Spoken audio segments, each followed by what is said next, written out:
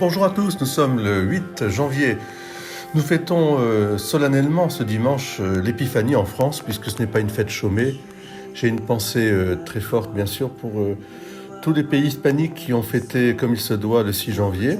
Mais quoi qu'il en soit, nous le fêtons avec joie, avec le Dieu des armées des anges, comme le chante si bien Chris Tomlin. Oui, ce Dieu qui est le Dieu de la création, le Dieu, je dirais, des anges, le Dieu des étoiles, du cosmos, ce Dieu s'est fait tout petit, s'est fait Emmanuel, et c'est très beau de voir que les rois mages vont être conduits à Jésus par les étoiles.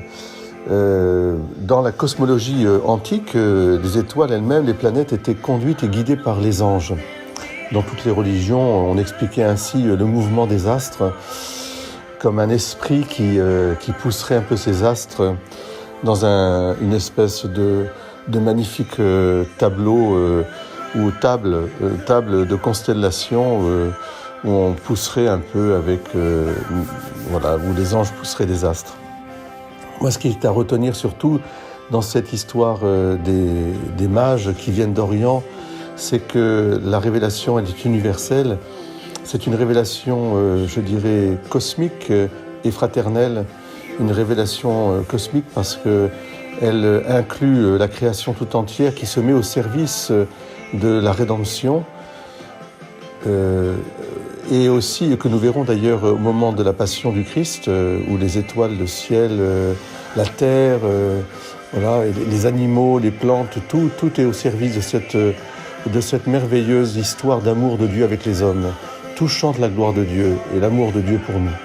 Et puis, il y a cette fraternité universelle à travers les rois mages qui viennent d'Orient.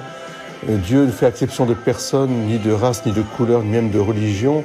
Ce qui est intéressant, ce qui intéresse Dieu, c'est cette filiation divine, cette relation filiale qu'il met à travers le cœur, qui passe à travers le cœur de tous les hommes. Alors nous sommes missionnaires de cette filiation divine et il nous faut être fiers d'affirmer que Jésus-Christ est vraiment le Fils de Dieu Sauveur, celui qui donne justement accès à cette filiation.